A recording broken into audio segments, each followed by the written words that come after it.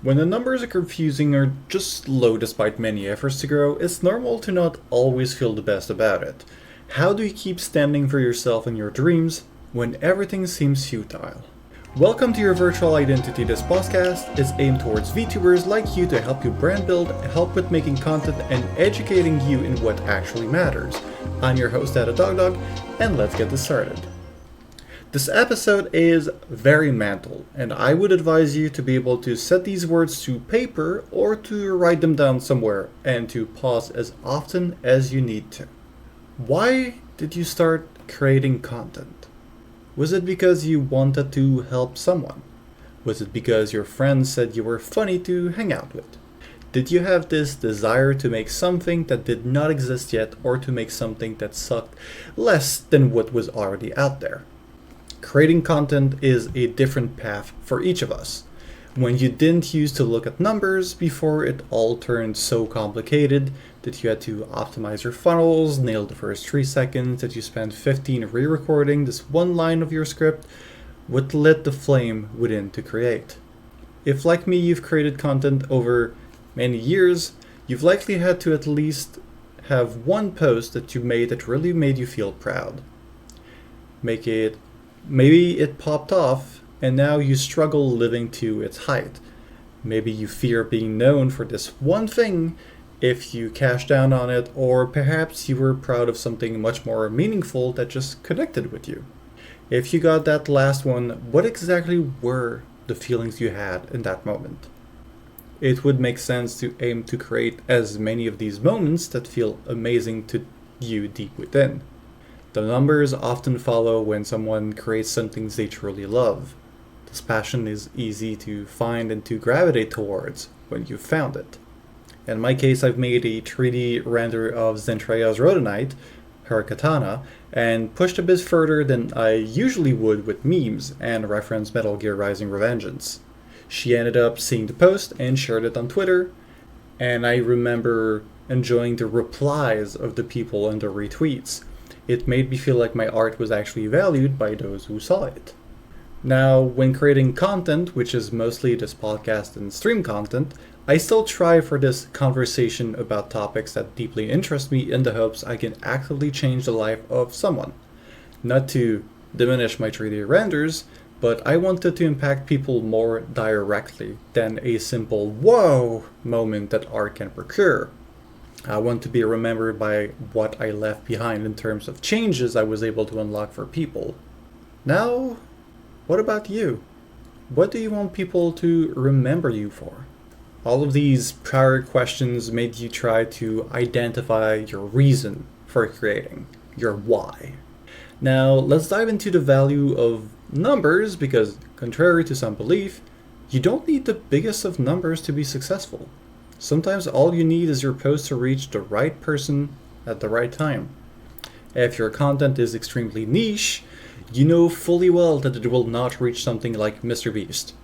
Every post has a chance to be distributed to people it matters to, and in a niche market, you might just need one very specific person. If you made a game and you create content about it, and it gets shown to a popular gamer, for example, you might have just hit that lucky shot as he creates a video about it and does your entire marketing for you free of charge. Have you ever gained something that wasn't numerical from one of your low performing posts? Could be a friendship, some insight, or maybe even unlock. There's much more that you can gain from posting than bigger numbers. Your skills can grow as well. If you tie everything about your growth to numbers, you'll be vulnerable to the changes of the platform, and you will fall victim to the so-called algorithm. Many creators have quit because they've tied it to all the numbers that they have and couldn't see a way out, essentially committing digital suicide. Something also happens with content that do poorly sometimes. There are strange moments where these old posts resurface and become memes and relevant again. Other times they are just evergreen pieces that will always grow, but not to the speed you might expect them to because of how fast-paced the internet is nowadays. Just like some plants grow in the span of a month, Some take a lot longer but will outgrow them in size, like with trees. All of those videos about current dramas and trends are a flash in the pan that a month later won't grow, while others do less so spectacularly in bursts, and then they turn to be evergreen, always gathering people to them year after year. While life isn't always predictable, and more often than not we get hit by roadblocks, I find it important to have reliable systems or schedules that allow me to create. Do you have something that you can resort to when everything is unreliable or difficult to navigate through? It does not have to be about going off the grid into a cabin in the woods to go and compose an album, although props to you if you can do something like that. I personally have a habit of going to a local coffee shop, which isn't that far away from home, and going there to write about my podcast. It helps me to disconnect from all of the normal distractions I could be having on hand and focus on the task that I know I should be doing.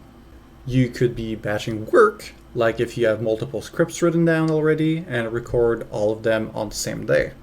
Having some kind of buffer for your content allows for life and yourself to not be in the way of releasing episodes or pieces.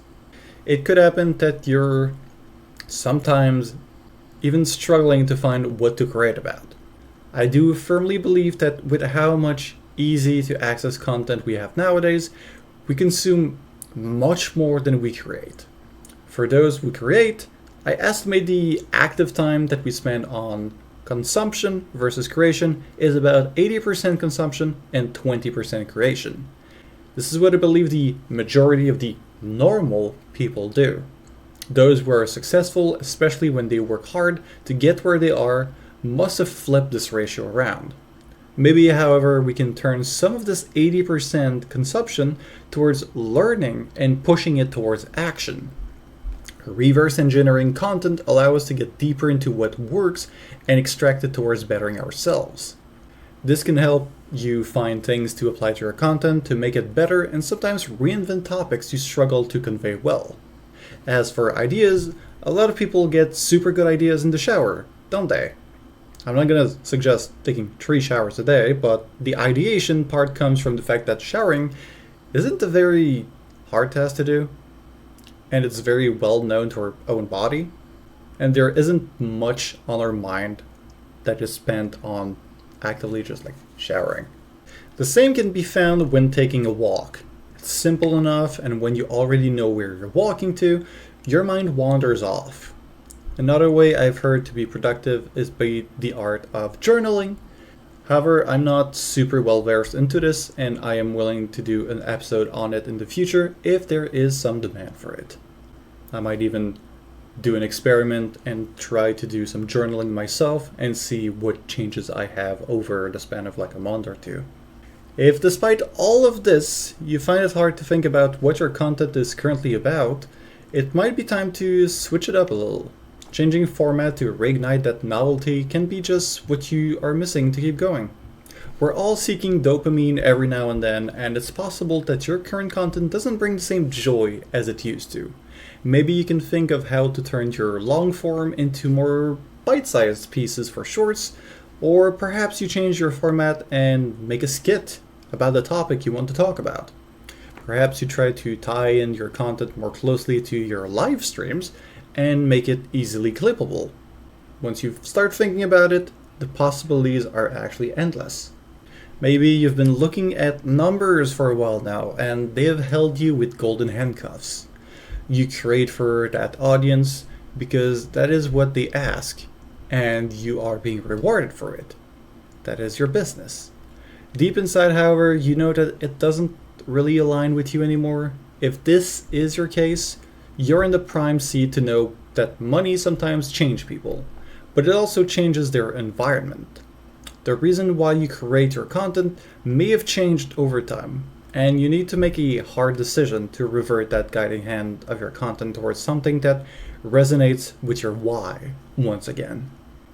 It could be that you have been struck by contracts from sponsors that has for certain CCV metrics, and you have to renegotiate or even void some of the contracts so you don't feel dreadful about the numbers because it makes you feel trapped and miserable in what you create.